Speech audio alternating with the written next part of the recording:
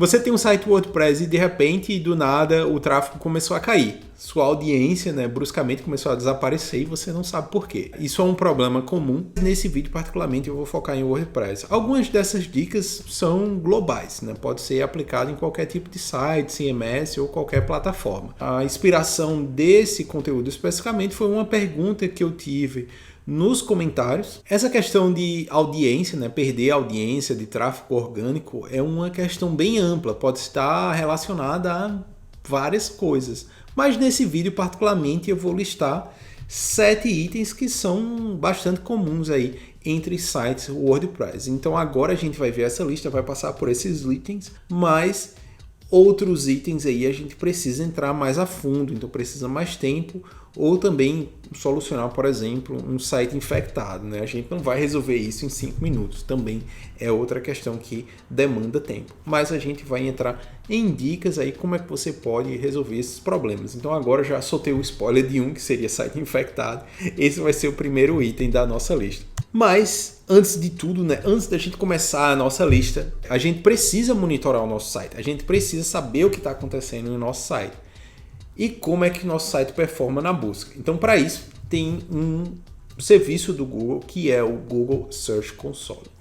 Então, essa ferramenta é uma ferramenta disponibilizada pelo Google. Então, nela você consegue acompanhar uma série de itens aí relacionados à busca. Então, a gente consegue ter acompanhamento de posicionamento do nosso site na busca, quantidade de impressões que o nosso site tem na busca e a quantidade de cliques. Então, esses 3 itens aí são bem importantes. Além disso, a gente consegue ver quais são as palavras-chave que possuem melhor desempenho, que as palavras-chave que trazem mais audiência para a nossa aplicação. E também a gente vai ter, como por exemplo, disparo de alertas, entre outros itens. Então aqui a gente tem um exemplo como o painel do Search Console vai se comportar. Dentro dele a gente vai ter uma série de recursos.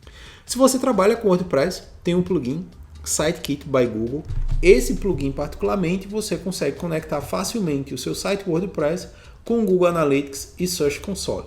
Se você não tiver o Search Console, você vai ter um passo a passo aí de como criar o Search Console e conectar ao seu site. Então eu já tinha mencionado anteriormente, né? Um dos primeiros fatores aí que eu listo é o número 1, começar a perder a audiência drasticamente. Então sites infectados, né? Então é um assunto sério. Ele sempre está aí rondando, né, a plataforma WordPress. Esse problema ele é mais relacionado à falta de manutenção ou também descaso, né, com, por exemplo, questões de segurança, como ter uma senha forte, entre outros itens. Mas aí, sites infectados. Primeiramente, o problema que a gente tem, né, quando o nosso site é infectado, o usuário vai receber aí um alerta super, né, assustador, né, que é essa tela vermelha dizendo, olha, esse site é um malware ou é um site de phishing, então seu site vai começar a ser penalizado. Se você tiver o Search Console, você vai ser notificado, então você consegue aí agir a partir do momento quando o Chrome já começa a enviar esse tipo de erro para os usuários. Qual é a melhor solução para isso? A melhor solução para esse tipo de situação é prevenir. A gente já sabe, né? É melhor prevenir do que remediar. Então aí dicas rápidas. Mantenha seus plugins, temas, WordPress sempre atualizado. Utilize senhas fortes. Utilize duplo fator de autenticação. Se tiver também a possibilidade de instalar um plugin de segurança, também deixe um plugin de segurança instalado, porque ele sempre vai estar disponibilizando alertas aí. Se algum plugin tiver uma falha de segurança, você também vai ser notificado.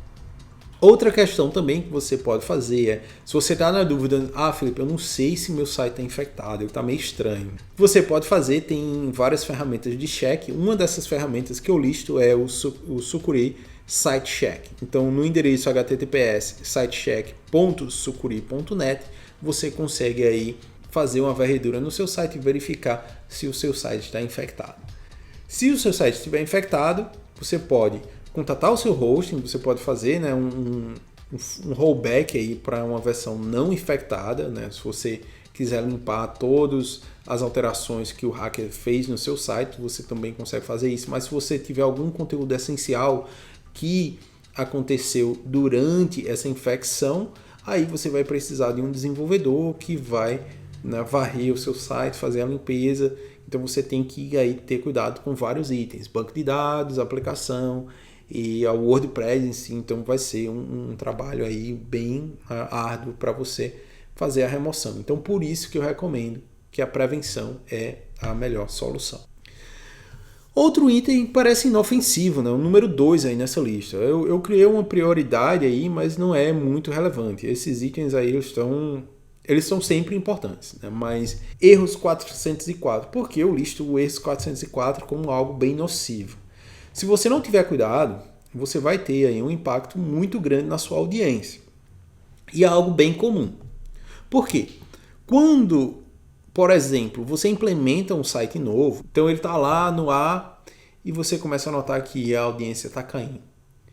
Quando você prestar atenção, se você não tiver nenhuma ferramenta de monitoramento, você vai ficar no escuro. Se você tiver o Search Console, você vai começar a ver aí um aumento nos erros 404. Então, a partir daí, você vai cair a ficha que o site novo, a aplicação nova, tem uma estrutura de links diferentes que você tinha anteriormente. Então, isso também está relacionado, né? Mudanças de URL em produção. Pode ser também algo bem simples. Você pensou que mudar o slug de uma categoria não ia fazer mal. Você foi lá, mudou o slug da categoria. Ao invés de ser produtos craft, vai ser agora, né, produtos artesanais. Você mudou essa palavra-chave, o slug da URL, e esse slug vai influenciar todos os produtos daquela categoria. Se você não fez o redirect para isso, internamente, né, numa aplicação como WordPress e outra aplicação dinâmica, links dinâmicos ele vai fazer a reorganização. Mas se você tem um conteúdo estático, como por exemplo um post faz uma referência a uma URL. Esse conteúdo ele não vai ser uma referência dinâmica, ele vai ser um texto. Então, se você alterar aquele conteúdo, você tem que voltar lá naquele texto e alterar aquela referência. Além disso, você vai ter tags também, que é um problema que pode acontecer. E a remoção de conteúdo. Você tinha um post, um produto específico que ele foi descontinuado, você removeu. Você perde a referência para aquele item e você começa, né, a ter um aumento nos erros 404. Um alto índice de 404 na sua aplicação também pode impactar em perda de ranqueamento, porque a busca do Google vai começar a ver a sua aplicação como uma aplicação defeituosa. Tem várias referências aí que não existem, então isso não é uma boa experiência para o usuário. Com isso, o seu ranqueamento começa a cair. E como resolver isso, né? Tem um problema, como é que a gente consegue resolver? Primeiramente, a gente precisa fazer uma estratégia de redirecionamento, então a gente precisa cuidar aí do redirecionamento do conteúdo. Também a gente precisa monitorar os erros 404 dentro do Search Console. E uma vez que a gente faz a mudança desse conteúdo, a gente notifica a busca do Google. Para isso, a gente utiliza o Google Search Console. Novamente, o Google Search Console. Então, por isso que eu sempre falo que é muito importante. Eu já falei ele aqui nesse vídeo 10 vezes. Então, ele é a ferramenta principal que você vai estar tratando esses problemas. Então, lá dentro do Search Console, você vai entrar na ferramenta e vai enviar, por exemplo, um novo sitemap. E depois você vai pedir para o Google reindexar a sua página. Depois que você fez toda a estratégia de redirecionamento, então agora você notificou também o Google, né, o mecanismo de busca do Google, dizendo, olha, essa URL agora está aqui. Ou essa URL deixou de existir e agora a gente tem esses conteúdos.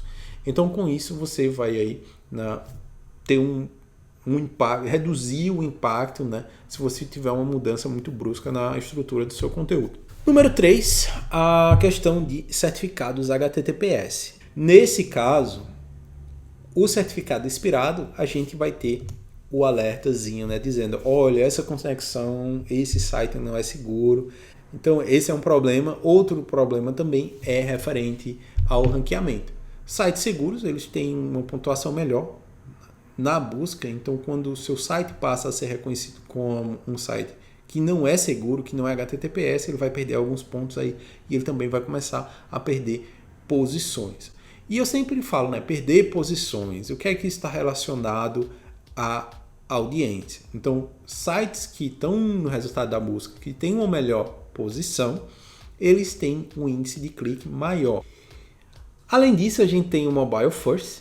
Era anunciado para o meio desse ano o Googlebot fazer o crawler do nosso site sempre como mobile, mas essa alteração foi adiada para o ano que vem. Então, no ano que vem, eles vão utilizar a engine mobile para fazer essa indexação. Então, eles vão ver o seu site como mobile. A gente já teve em 2016 essa mudança, né, que os sites mobile friendly tinham também uma pontuação melhor. E por que isso pode ser um problema? Você pode ter o seu site mobile friendly com um tema específico e você achou um tema super legal, bonito, e você falou, então agora eu vou usar esse tema aqui, e você alterou o tema e você esqueceu de verificar se esse tema tinha uma versão mobile amigável.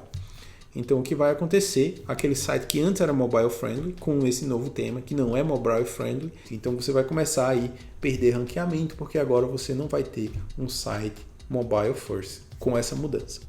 Como é que você consegue testar isso? Tem um endereço, é o Mobile Friendly Test, dentro do Google, então você pode fazer a pesquisa e eu vou deixar também o link na descrição. Então quando você vai nesse endereço, você digita ou a URL do seu site, ou você também pode copiar e colar o código que você quer implementar para você também fazer um teste aí comparando duas versões, por exemplo. Então depois que você fez a busca, você vai ter o feedback dizendo, olha, a gente testou o seu site no dia X e ele é mobile friendly. E se a gente tiver algum problema também, ele vai dar no seu relatório dizendo, olha, você precisa melhorar isso. Também relacionado, né, mobile first e performance, então todos esses itens sempre são relacionados à experiência do usuário, então 404, performance, mobile first, a gente sempre está envolvendo aí a experiência do usuário. Então outro item também, que não é algo que vale, eu vou agora com performance, eu vou ficar em primeiro lugar. Não, tem vários outros fatores que contribuem aí para a gente ter um bom ranqueamento com performance e experiência do usuário. Sempre lembrando, experiência do usuário é algo essencial. E no próximo ano, com a implementação do Core Vitals, aí a gente vai ter uma relevância ainda maior. Então, para isso, a gente tem ferramentas como Lighthouse e o PageSpeed Insight, que a gente pode testar a nossa aplicação e ter feedback aí de como melhorar a performance da nossa aplicação. Intervenções intrusivas é algo também que pode impactar no desempenho do seu site. Por exemplo, você achou uma boa ideia, né, instalar um plugin que abre um mega pop-up para o usuário pedindo para assinar a newsletter antes de o usuário fazer qualquer tipo de interação. Esse tipo de comportamento, dependendo de como você exibe o pop-up, pode ser classificado como uma interação intrusiva. Então pode ser classificado aí como uma má experiência para o usuário. Então também tenha cuidado com isso.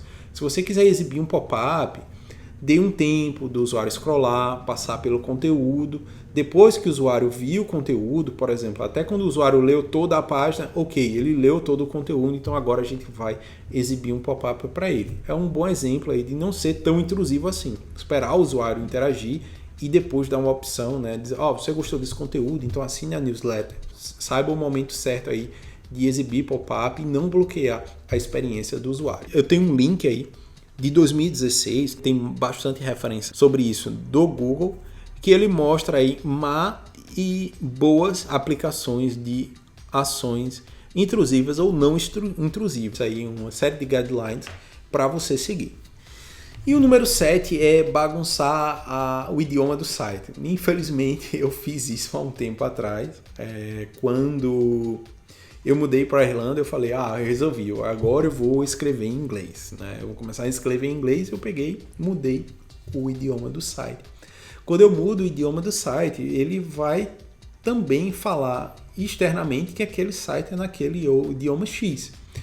E o que aconteceu era que todos os meus posts, que antes era focado em português do Brasil, passaram a ser indexados como inglês. E não ia bater a palavra, a pessoa poderia achar a palavra-chave dentro do meu conteúdo. Porque programação? A gente fala muito em termos em inglês, mas quando o usuário entrava no meu conteúdo, não era um conteúdo em inglês, era um conteúdo em português. Então, também cuidado nesse ponto. Se você quiser fazer algo em outro idioma, você pode instalar um plugin multi-idioma, ou também você pode aí fazer uma outra versão, né? Fazer um multi-site aí, ter dois sites específicos, um em inglês ou em português, ou um em espanhol ou um em inglês, mas não cuidado na hora de determinar, né, qual vai ser o idioma do seu site. Então aqui tem um exemplo, né, dentro do painel de configuração, né, onde você deve ter cuidado. Então essa opção de idioma, né, sempre tenha cuidado, não altere ela se você não tiver a certeza, né, do que você vai fazer. Então deixe aí sem nenhuma alteração.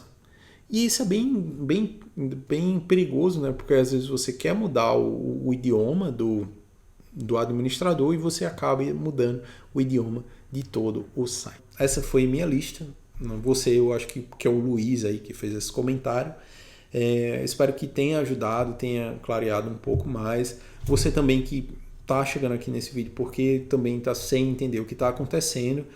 Espero que esse conteúdo tenha ajudado e também compartilhe sua experiência. Deixa aí nos comentários aí que vai ajudar também outras pessoas, ok? Então, um abraço, até o próximo vídeo e assine o canal.